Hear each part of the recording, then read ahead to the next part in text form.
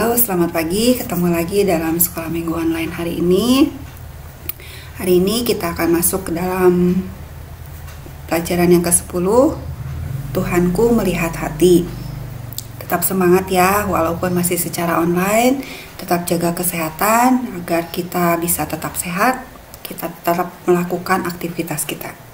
Tapi sebelumnya mari kita berdoa dulu. Tuhan Yesus yang baik, terima kasih Tuhan untuk kasih-Mu bagi kami. Terima kasih untuk penyertaan-Mu dalam hidup kami. Kami bersyukur untuk setiap hal yang boleh kami lalui. Tuhan, jika sebentar kami akan belajar sedikit firman-Mu, Tuhan tolong kami, berikan kami hikmat, berikan kami pengertian untuk kami boleh belajar, untuk kami boleh melakukan apa yang Tuhan mau kami lakukan dalam kehidupan kami. Pimpin kami dalam 1 jam ke depan ini. Kami mau serahkan waktu ini ke dalam tangan-Mu. Dalam nama Tuhan Yesus kami berdoa dan mengucap syukur. Amin. Oke, hari ini kita akan masuk ke dalam pelajaran yang ke-10. Pelajaran ke-10 ini berjudul Tuhanku melihat hati. Ayat bacaannya diambil dari 1 Samuel 16 ayat 1 sampai 13. Judul perikop bacaannya yaitu Daud diurapi menjadi raja. Cici bacain dulu ya. 1 Samuel 16 ayat 1 sampai 13. Berfirmanlah Tuhan kepada Samuel, "Berapa lama lagi engkau berduka cita karena Saul? Bukankah ia telah kutolak sebagai raja atas Israel? Isilah tabung tandukmu dengan minyak dan pergilah. Aku mengutus engkau kepada Isai, orang Betlehem itu, sebab di antara anak-anaknya telah kupilih seorang raja bagiku." Tetapi Samuel berkata, "Bagaimana mungkin aku pergi? Jika Saul mendengarnya, ia akan membunuh aku." Firman Tuhan, "Bawalah seekor lembu muda dan katakan, aku datang untuk mempersembahkan korban kepada Tuhan. Kemudian undanglah Isai ke upacara pengorbanan itu. Lalu aku akan memberitahukan kepadamu apa yang harus kau perbuat. Urapilah bagiku orang yang akan kusebut kepadamu." Samuel berbuat seperti yang difirmankan Tuhan, dan tibalah ia di kota Betlehem. Para tua-tua di kota itu datang mendapatkannya dengan gemetar dan berkata, "Adakah kedatanganmu ini membawa selamat?" Jawabnya, "Ya benar, aku datang untuk mempersembahkan korban kepada Tuhan. Kuduskanlah dirimu dan datanglah dengan daku ke upacara pengorbanan ini." Kemudian ia menguduskan Isai dan anak-anaknya laki-laki dan mengundang mereka ke upacara pengorbanan itu. Ketika mereka itu masuk dan Samuel melihat Eliab, lalu pikirnya, "Sungguh di hadapan Tuhan, sekarang berdiri yang diurapinya." Tetapi berfirmanlah Tuhan kepada Samuel, "Janganlah pandang parasnya atau perawakan yang tinggi, sebab aku telah menolaknya. Bukan yang dilihat manusia yang dilihat Allah. Manusia melihat apa yang di depan mata, tetapi Tuhan melihat hati." Lalu Isai memanggil Abinadab dan menyuruhnya lewat di depan Samuel. Tetapi Samuel berkata, "Orang ini pun tidak dipilih Tuhan." Kemudian Isai menyuruh Syama lewat, tetapi Samuel berkata, "Orang ini pun tidak dipilih Tuhan." Demikianlah Isai menyuruh ke-7 anaknya lewat di depan Samuel. Tetapi Samuel berkata kepada Isai, "Semuanya ini tidak dipilih Tuhan." Lalu Samuel berkata kepada Isai, "Inikah anakmu semuanya?" Jawabnya, "Masih tinggal yang bungsu, tetapi sedang mengembalakan kambing domba." Kata Samuel kepada Isai, "Suruhlah memanggil dia, sebab kita tidak akan duduk makan sebelum ia datang kemari." Kemudian disuruhnyalah menjemput dia. Ia kemerah-merahan, matanya indah dan parasnya elok. Lalu Tuhan berfirman, "Bangkitlah, urapilah dia, sebab inilah dia." Samuel mengambil tabung tanduk yang berisi minyak itu dan mengurapi Daud di tengah-tengah saudara-saudaranya. Sejak hari itu dan seterusnya berkuasalah roh Tuhan atas Daud. Lalu berangkatlah Samuel menuju Rama. Ya, itu 1 Samuel 16 ayat 1 sampai 13 yang berjudul Daud diurapi menjadi raja. Kalau kita perhatikan ya, Daud Kalau kita lihat, siapa sih yang gak kenal Daud ya? Orang pasti tahu, orang pasti kenal. Begitu ngomong kata Daud, begitu ngomong nama Daud, pasti langsung kenal. Ada pepatah yang mengatakan, dalamnya laut bisa diukur, dalamnya hati siapa yang tahu. Nah, hanya Tuhan yang tahu, hanya Tuhan yang bisa melihat hati. Hari ini kita akan belajar dari 1 Samuel 16 ayat 1-13. Perikopnya yang berjudul Daud diurapi menjadi raja. Daud dipilih Tuhan. Tuhan mengutus Samuel untuk mengurapi Raja Israel yang kedua pengganti Raja Saul, Raja Israel yang pertama. Samuel ke kota Bethlehem. Samuel mengadakan upacara pengorbanan kepada Tuhan. Samuel mengundang Isai dan anak-anaknya datang ke upacara pengorbanan, di mana sebelumnya Samuel menguduskan Isai dan anak-anak lelakinya. Nah, Isai mempunyai 8 anak laki-laki. Nah, 7 anaknya tidak dipilih Tuhan, karena apa yang Tuhan pilih, Tuhan itu tidak melihat dari fisik, dari apa yang dilihat manusia, yaitu secara mata manusia gitu ya. Tapi Tuhan memilih hati, Tuhan memilih berdasarkan hatinya Tuhan gitu ya. Nah, Tuhan tidak melihat rupa. Di sini Tuhan memilih Daud. Dan akhirnya Samuel mengurapi Daud dengan tabung tanduk yang berisi minyak ya. Nah, dan sejak saat itu Roh Tuhan berkuasa atas Daud. Selesai, itu pelajaran kita hari ini ya. Tapi apa sih yang bisa kita ambil dari pelajaran itu? Hari ini kita akan belajar pelajaran apa sih yang bisa kita ambil. Pelajaran yang pertama, Tuhan memilih raja atas kehendaknya sendiri. Jadi waktu Tuhan memilih Daud menjadi Raja Israel pengganti Raja Saul, itu atas kehendaknya sendiri, atas kehendak Tuhan sendiri. Jadi bukan Samuel yang memberikan rekomendasi. Oh iya, itu ada katanya anak Isai misalnya. Bukan Samuel yang memberikan rekomendasi kalau Daud dipilih menjadi raja. Terus bukan juga Isai yang mengajukan kepada Tuhan agar salah satu anaknya dipilih menjadi raja. Nah, kalau kita lihat, bukan Daud juga yang berdoa sama Tuhan misalnya. Daud berdoa sama Tuhan, Daud minta, ayo Tuhan, saya mau jadi raja misalnya. Tuhan tolonglah, saya mau jadi raja. Kita nggak pernah dengar ya Daud berdoa untuk meminta dirinya menjadi raja. Jadi di sini kita bisa melihat kalau Tuhan itu memilih raja untuk Israel itu atas kehendaknya sendiri. Jadi bukan dari Samuel, bukan dari Isai, dan bukan juga dari Daud sendiri. Nah, namun Tuhanlah yang memilih Daud untuk menjadi raja atas kehendaknya sendiri, gitu ya. Nah, demikian halnya dengan kita. Tuhan memilih kita menjadi anak Tuhan itu atas kehendak Tuhan.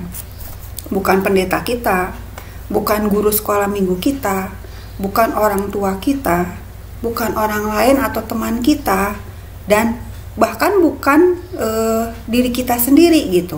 Tapi Tuhanlah yang sudah memilih kita gitu. Jadi kalau kita sekarang sebagai anak Tuhan, itu bukan karena kita sendiri yang mengajukan, Tuhan saya mau jadi anak Tuhan, enggak gitu ya. Tapi Tuhan sendirilah, Tuhan yang sudah memilih kita untuk menjadi anak-anaknya ya. Nah, itu pelajaran yang pertama. Pelajaran yang pertama tadi apa? Tuhan memilih raja atas kehendaknya sendiri gitu ya. Nah, pelajaran yang kedua yang bisa kita ambil. Tuhan memilih tidak bergantung pada pendapat manusia dan apa yang dilihat manusia. Nah, kalau tadi Tuhan memilih raja atas kehendaknya sendiri, itu bisa kalian lihat dalam 1 Samuel 16 ayat yang pertama.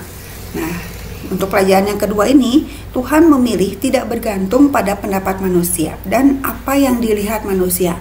Itu bisa kalian lihat nanti dalam 1 Samuel 16 ayat 6 dan 7. Nah, dalam ayat 6 dan 7 ini menunjukkan kalau menurut Samuel nih, wah, Eliab ini, salah satu anaknya Isai ini, layak menjadi raja. Apa yang dilihat Samuel? Eliab ini seorang yang gagah, seorang yang tinggi, seorang yang tegap dia. Mungkin dia sudah disekolahkan di sekolah militer, dia sudah menjadi tentara waktu pemerintahannya Raja Saul ya. Itu menurut Samuel. Dan menurut Isai mungkin sebagai orang tua dia memberikan pendidikan, memberikan pelatihan untuk anak-anaknya bisa memiliki karir tertentu misalnya. Mungkin anak-anak Isai itu disekolahkan ke militer, disekolahkan jadi tentara misalnya, jadi prajurit ya. Nah, dan menurut Isai pun Isai menunjukkan gitu kalau salah satu anaknya itu layak menjadi raja gitu, karena mungkin mereka melihat gitu, oh raja sebelumnya Raja Saul kan tinggi, besar, gagah gitu ya. Nah, itu menurut Samuel, menurut Isai gitu ya. Tapi ternyata Tuhan tidak melihat itu. Namun Tuhan tidak menggenapi Eliab dan 7 anaknya yang lain. Nah, Tuhan melihat apa yang tidak dilihat manusia. Itu bisa kalian baca nanti di ayat yang ke-7 ya. Nah, artinya Samuel dan Isai melihat apa yang mereka bisa lihat sebagai manusia, karena mereka melihat secara mata jasmaninya. Dia melihat secara real, secara nyata apa yang dia sudah lihat gitu ya. Tapi ternyata Tuhan melihat apa yang tidak bisa dilihat manusia, yaitu apa? Hati. Seperti tadi ada pepatah ya, dalamnya laut bisa kita ukur, tapi dalamnya hati tidak ada yang tahu ya. Kita tidak pernah bisa melihat hati seseorang. Nah, dari semuanya itu Tuhan memilih Daud. Itu bisa kalian lihat di ayat yang ke-12. Nah, padahal yang kita tahu saat itu, yang pertama Daud tidak ada. Nah, waktu Samuel mengadakan upacara itu, Daud tidak ada. Nah, Daud ada di mana? Daud sedang ada di padang. Dia sedang apa? Sedang mengembalakan. Jadi artinya di sini kalau kita lihat Daud itu gak masuk hitungan ya. Padahal kan Samuel udah bilang, Isai nanti kita mengadakan upacara, bawa anakmu laki-laki, gitu, kuduskan dulu gitu ya.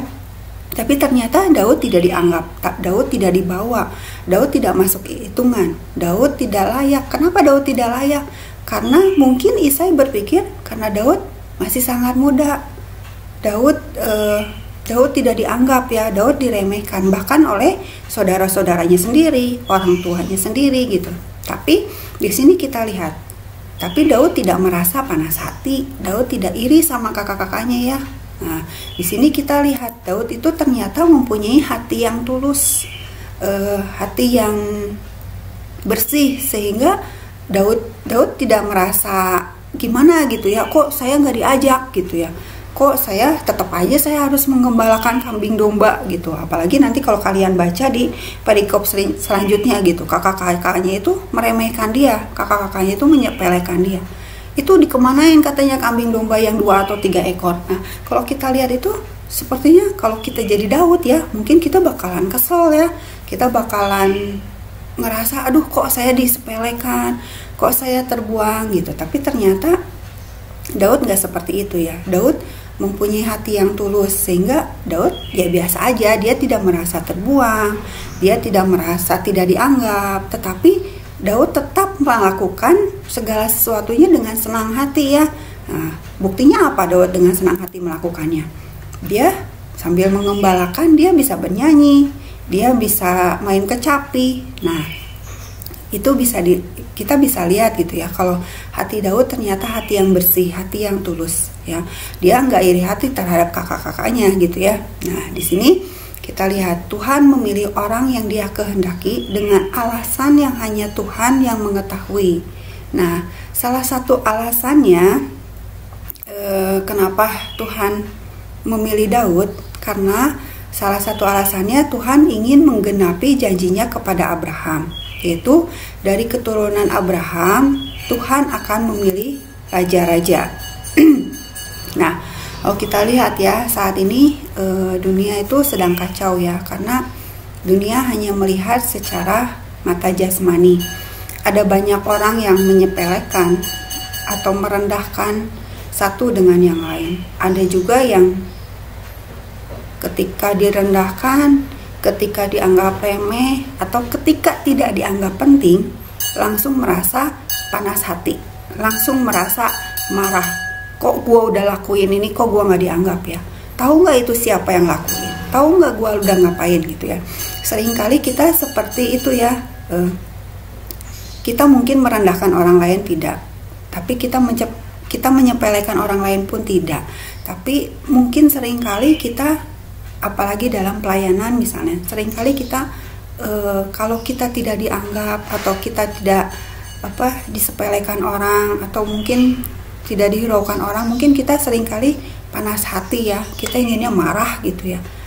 Enak aja gue udah capek-capek ngerjain ini, kok gue nggak dianggap gitu ya. Nah, tapi yang kita lihat dari Daud tidak seperti itu ya. Mari kita belajar dari Daud. Apa sih? Yang pertama, jangan suka menganggap remeh atau merendahkan atau menghina orang lain. Jadi jagalah selalu hati, bahkan ketika kita diremehkan atau kita tidak dihargai. Waktu itu Cici pernah bilang, kalau Cici punya uang 50.000, Cici rames-rames uang 50.000 itu, terus Cici buang. Nah, uang itu tetap berharga nggak? Uang itu tetap bernilai nggak? Berapa nilai uang itu? 50.000 kan? Karena tadi Cici pegang 50.000, Cici rames-rames, Cici injek-injek, Cici buang. Nah, uang itu tetap bernilai, uang itu tetap berharga. Jadi, pelajarannya, apapun yang sudah kita lakukan, kalau memang orang lain menganggap kita remeh atau menganggap merendahkan atau menghina kita, tetaplah jaga hati kita gitu ya. Terus ke orang lain pun kita jangan cuman melihat dari tampilan luarnya saja gitu. Oh iya dia sudah lakukan ini, oh dia bajunya ini, oh dia jam tangannya ini, dia tasnya ini gitu. Oh dia pakai mobil ini, rumahnya di sini. Jangan sampai kita hanya melihat sebatas apa yang bisa kita lihat gitu ya. Kita belajar dari Daud, jangan suka menganggap remeh atau merendahkan, bahkan menghina orang lain. Tapi jagalah juga selalu hati kita, bahkan ketika kita tidak diremehkan. Contoh yang uang tadi, uang itu walaupun dirusak, walaupun dirames-rames, walaupun diinjak-injak, tetap uang itu bernilai, tetap uang itu berharga. Nah, demikian halnya juga dengan kita. Apapun keberadaan kita, kita tetap berharga, kita tetap bernilai di mata Tuhan ya. Jadi jangan pernah kita menganggap, aduh udah saya mah nggak bisa apa-apa Tuhan, gitu ya. Jangan. Terus jangan juga menganggap karena kita bisa sesuatu, dia bisa apa sih? Dia nggak ngelakuin apa sih? Nih lihat nih gua lakuin ini, lakuin ini. Jangan seperti itu ya. Oke. Ada lagi satu cerita. Ada cerita ayam dan bebek. Ada cerita ayam, ada ceritanya si bebek. Suatu hari si ayam itu iri hati sama si bebek. Kenapa ayam iri hati ke si bebek? Karena telur ayam lebih kecil daripada telurnya bebek gitu ya. Nah, tapi ternyata si bebek juga iri hati sama si ayam. Loh, kenapa? Padahal kan si bebek telurnya lebih besar gitu ya. Tapi kenapa si bebek juga ternyata iri hati juga sama si ayam? Nah, ternyata si bebek iri hati sama si ayam karena telur bebek itu nggak selaku telur ayam. Jadi walaupun telur bebek lebih besar-besar, tapi orang masih tetap memilih telur ayam. Nah, kalau kita lihat dari sekilas cerita ini, mungkin kita tersenyum gitu ya, ayam dan bebek gitu ya. Tapi ya itu, kehidupan kita pun seperti itu gitu. Seringkali kita iri hati kepada orang lain, dan mungkin orang lain pun iri hati kepada kita gitu ya.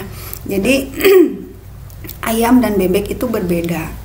Memang telur ayam gak sebesar telur bebek, karena ayamnya juga lebih kecil daripada bebek gitu ya. Nah, tapi walaupun lebih kecil, orang lebih suka pada telur ayam. Jadi pelajaran yang bisa kita ambil, jangan kita iri hati melihat orang lain yang lebih daripada kita gitu. Dan mungkin kita pun diiri hatiin oleh orang lain gitu ya. Nah, kita nggak boleh iri hati di mana ya. Kita di rumah misalnya, oh si Cici, mami mah lebih sayang sama Cici misalnya, atau oh mami mah lebih sayang sama Koko gitu. Itu di rumah atau di sekolah misalnya. Hebat ya, enak ya dia kalau sekolah misalnya pakai mobil, kalau aku mah ke sekolah naik angkot misalnya. Nah, jangan seperti itu ya, karena apa yang kita lihat itu belum tentu seenak apa yang kita lihat gitu ya. Baik itu di rumah, baik itu di sekolah, baik itu di kantor, bahkan di gereja sekalipun. Dalam pelayanan sekalipun seringkali ada ya perasaan iri hati atau perasaan iri hati karena mungkin aduh saya mah udah nggak bisa apa-apa, saya mah ngomong juga nggak bisa, saya mah ngelakuin pelayanan juga cuma bisa segini gitu ya. Jangan seperti itu ya, kita belajar dari Daud hari ini ya. Jadi jangan suka menganggap remeh orang lain, jangan merendahkan orang lain, apalagi sampai menghina orang lain. Terus seandainya kita yang direndahkan, seandainya kita yang diremehkan, tetap jagalah hati kita, bahkan ketika kita tidak dihargai gitu ya. Nah, iri hati ini bahaya sekali gitu ya. Jangan sampai kita memiliki sikap iri hati gitu. Balik lagi ke pelajaran kita. Pilihan atau panggilan Tuhan atas kita tidak bergantung pada pendapat siapapun. Artinya, mungkin teman kita bisa katakan, ih kamu ngapain sih kok cuma lakuin itu? Kamu nggak layak jadi anak Tuhan. Orang tua misalnya bisa katakan, enggak, kamu mah nggak layak jadi anak Tuhan, kamu mah anak yang nakal misalnya. Bahkan mungkin kita sendiri pun bisa katakan, saya nggak layak lakuin ini, saya nggak layak lakuin itu, saya mau lakuin apa aja lah yang menurut saya hebat, yang menurut saya luar biasa misalnya. Bukan Tuhan, bukan itu. Masa saya pelayanan harus lakuin ini, masa saya harus lakuin itu, nggak ya.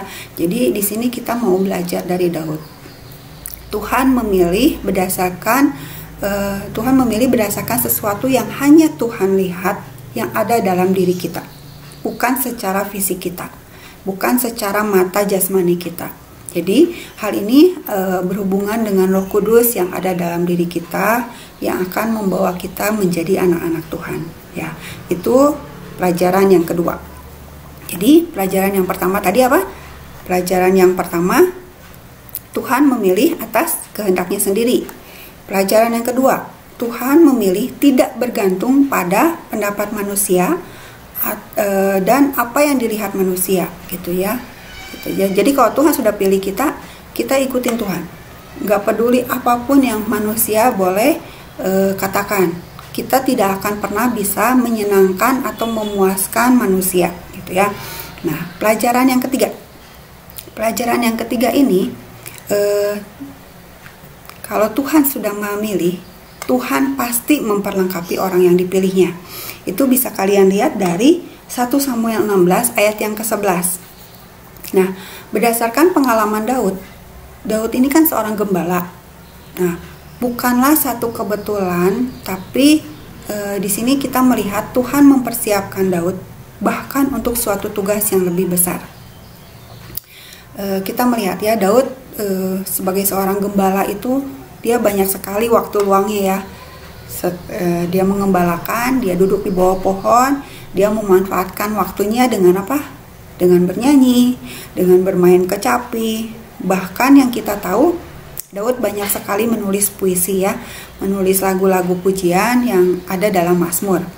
Nah, kalau nggak salah, Mazmur itu ditulis oleh Daud, ada 73 kitab yang Daud tulis. Berarti yang kita tahu, Mazmur itu ada 150 kitab. Nah, kalau kita lihat 73, berarti setengahnya itu, hampir setengahnya ya Daud yang menulis. Nah, di sini kita lihat lagi, balik lagi ke pelajaran. Tuhan mempersiapkan Daud. Nah, di sini kita lihat Daud waktu menjadi gembala, Daud memanfaatkan waktunya dengan bernyanyi, bermain kecapi gitu ya. Itu bisa kalian baca nanti dari pasal-pasal berikutnya, ada di 1 Samuel 16, 17, 18 sama 23. Nah, mungkin kita lihat sepertinya sepele gitu ya, sepertinya remeh gitu. Nah, waktu Daud diurapi di Bethlehem, waktu itu saat Saul masih menjadi raja Israel ya. Tuhan yang membawa Daud dari padang belantara ke istana dengan cara mengizinkan ada roh jahat masuk ke Saul, yang nantinya roh jahat ini bisa diusir oleh kecapinya Daud. Nah, kalau kita lihat gitu, sepertinya apa yang dilakuin Daud itu, aduh apa sih, remeh gitu ya. Dia cuman nyanyi, duduk, gembalain domba gitu. Malah kalau kita baca-baca di pasal berikutnya, berapa sih kambing dombanya? Cuman 2-3 ekor gitu. Ada cuman berapa ekor gitu. Terus kakak-kakaknya bilang beberapa ekor gitu. Ya istilahnya yang aduh cuman sedikit gitu. Apa sih yang dilakuin gitu. Tapi ternyata dari hal yang sepele, dari hal yang remeh dianggap manusia, ternyata Tuhan mempunyai rencana yang lain buat Daud ya. Nah, itu yang pertama. Ternyata dari permainan kecapinya Daud yang kita secara manusia anggap remeh, justru disitulah jalan Tuhan untuk membawa Daud untuk masuk kepada istana gitu ya. Itu yang pertama. Yang kedua, waktu Daud menjadi gembala, Daud kan melawan singa dan beruang tuh. Nah, Daud mengalahkan Goliat. Nah, keberanian dan pengalaman Daud yang dibentuk dan dipersiapkan Tuhan di padang itu dipakai Tuhan untuk membawa Daud untuk dapat memimpin bangsa Israel. Waktu Daud jadi gembala, Daud memimpin kambing domba, menjaga kambing domba, merawat kambing domba, memelihara kambing domba. Dia melindungi kambing domba dari apa? Dari singa, dari beruang. Nah, ternyata keberanian dan pengalaman Daud selama menjadi gembala ini dipakai Tuhan untuk bisa mengalahkan Goliat. Kalian cerita ya, kalian tahu ya cerita Daud dan Goliat. Bagaimana Daud yang kecil melawan Goliat yang bilangnya apa, raksasa yang super besar. Dan waktu itu Daud dipakein baju, tapi Daud sendiri malah nggak bisa melangkah ya. Nah, kita tahu cerita itu gitu. Nah, ternyata pengalaman Daud ini Tuhan pakai untuk memimpin sesuatu yang jauh lebih besar. Memimpin, menjaga, merawat, memelihara, melindungi umat, melindungi bangsa Israel. Seperti halnya, jadi waktu Daud jadi gembala itu seperti latihan gitu ya. Nah, ternyata dari pengembalaan dari kambing domba, Tuhan mempercayakan sesuatu yang besar untuk Daud. Yaitu siapa? Umat Tuhan, bangsa Israel gitu ya. Tuhan memilih, Tuhan jugalah yang mempersiapkan.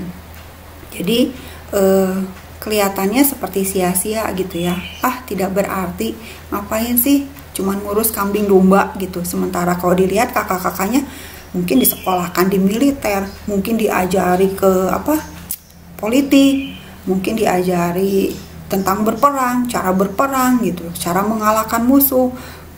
Tapi ternyata apa yang kita lihat sepertinya sia-sia atau tidak berarti, yang cuman mengurus kambing domba, tapi ternyata Tuhan persiapkan itu untuk menjadi seorang raja, seorang pemimpin yang besar, seorang pemimpin bangsa yang besar, bangsa Israel.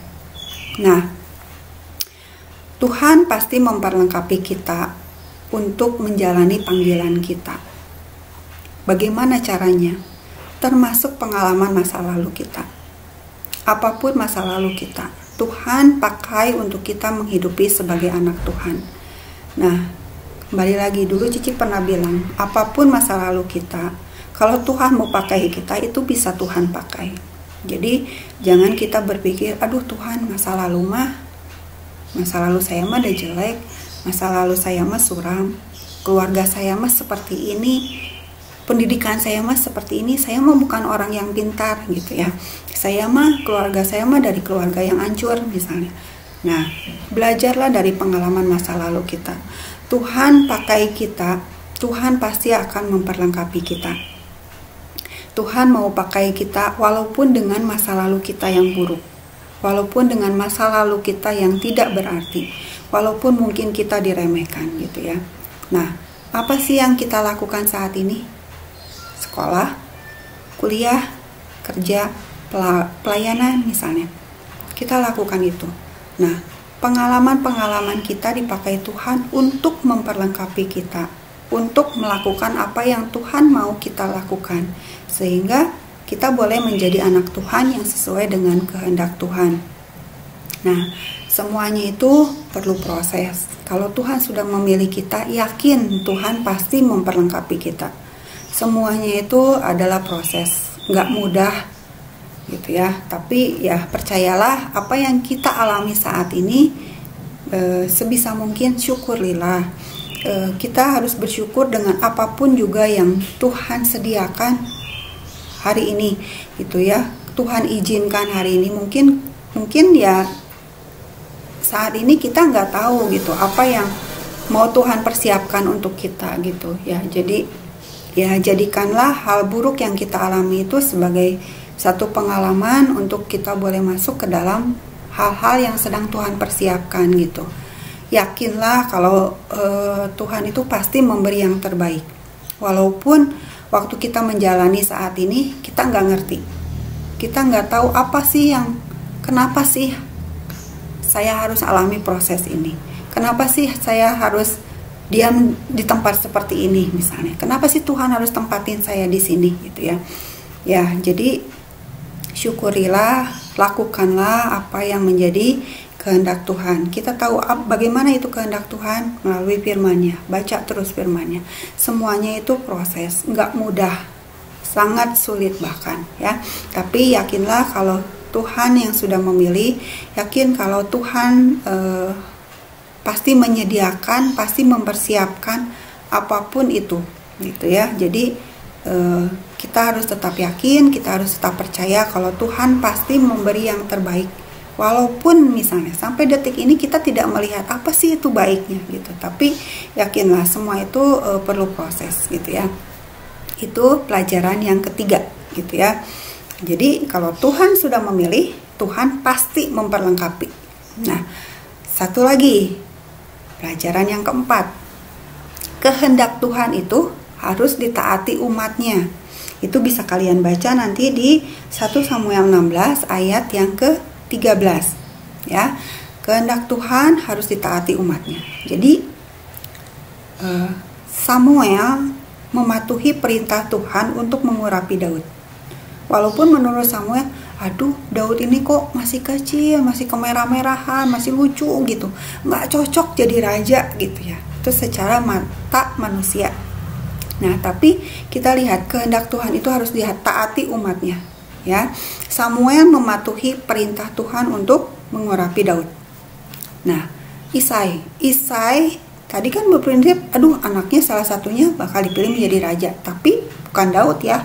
Nah, tapi ternyata waktu Daud yang dipilih Tuhan, Isai menyerahkan anaknya Daud untuk dipakai Tuhan. Hal ini menunjukkan ketaatan Isai kepada Tuhan. Jadi walaupun mungkin secara hati Isai pengennya anak-anaknya yang lain gitu ya, yang jelas-jelas udah terlihat gitu. Tapi ternyata di sini Tuhan memilih Daud. Dan di sini juga kita melihat ternyata Isai menyerahkan Daud untuk dipakai Tuhan. Ini menunjukkan satu ketaatan Isai kepada Tuhan. Nah, berikutnya Daud pun sama. Daud menyerahkan dirinya untuk dipakai Tuhan menjadi Raja Israel. Nah, jadi kehendak Tuhan itu harus ditaati umatnya. Ada 4 pelajaran penting ya. Nah, pada saat Tuhan sudah memilih, maka kita harus menaati kehendak Allah. Serahkanlah diri kita untuk dipakai oleh Tuhan sesuai dengan panggilan dan pilihan Tuhan. Ya, jadi kalau kita ditempatkan dimanapun, tetaplah lakukan apa yang menjadi kehendak Tuhan untuk kita lakukan dalam setiap aktivitas kita dimanapun dan kapanpun, gitu ya. Nah, kalau Tuhan mau pakai, jangan keraskan hati, ya. Jangan, enggak lah Tuhan saya mau belum siap, enggak lah Tuhan saya belum bisa, enggak lah Tuhan. Nah, jangan keraskan hati kita. Belajarlah untuk tidak mengeraskan hati. Nah, belajar juga untuk tidak sombong. Nah, seandainya saya mah bisa ini, bisa itu, bisa. Nah, jangan pernah kita menjadi sombong. Ingat, semua kesempatan, semua pelayanan, semua pekerjaan, apapun itu Tuhan yang berikan itu adalah suatu anugerah. Pakai kesempatan yang Tuhan berikan. Setialah dalam pelajaran sekecil apapun. Jangan pernah sombong. Karena kalau kita dipakai Tuhan, itu semua karena anugerahnya. Ya. Oke, itu pelajaran kita hari ini. Kalau ada pertanyaan atau mau diskusi, silakan berlanjut di grupnya masing-masing, bisa lewat WA, atau kalau mau bersatu dalam Jimit, ayo kita bergabung. Nah, itu pelajaran kita hari ini. Sebelumnya kita tutup dalam doa ya. Tuhan Yesus yang baik, sungguh kami bersyukur Tuhan untuk hari ini. Terima kasih Tuhan untuk penyertaan-Mu bagi kami. Kami bersyukur Tuhan kalau Engkau sudah memilih kami menjadi anak-anak-Mu. Tolong kami Tuhan, pakai kami Tuhan dengan apapun kemampuan yang Tuhan sudah persiapkan bagi kami. Berkati setiap apapun juga yang boleh kami lakukan, dimanapun kami boleh melakukan aktivitas kami, baik itu di rumah, baik itu di sekolah, baik itu di kampus, di kantor, dimanapun boleh Tuhan menempatkan kami. Ampuni kami Tuhan kalau seringkali kami merendahkan, menyepelekan orang lain, atau bahkan mungkin menghina orang lain yang menurut pandangan kami tidak sesuai dengan apa yang kami lihat. Tuhan juga tolong kami untuk kalaupun kami Tuhan berikan kemampuan lebih, tolong kami Tuhan untuk kami tidak berlaku sombong, untuk kami tidak merendahkan orang lain, atau kami menjadi sombong dengan apa yang sudah Tuhan karuniakan bagi kami. Kami bersyukur Tuhan untuk setiap karunia, kami bersyukur Tuhan untuk setiap kelebihan yang boleh Tuhan sediakan bagi kami. Pakai kami Tuhan sebagai anak-anak-Mu, agar kami boleh menjadi berkat dimanapun kami boleh berada. Dalam nama Tuhan Yesus, kami mau serahkan aktivitas kami mau serahkan kehidupan kami selanjutnya ke dalam tangan-Mu. Engkau yang selalu campur tangan dalam kehidupan kami. Amin. Ya, itu pelajaran kita hari ini. Sampai ketemu lagi di pelajaran berikutnya. Tetap semangat, tetap lakukan prokes agar kita bisa melakukan aktivitas kita. Sampai jumpa. Tuhan Yesus memberkati.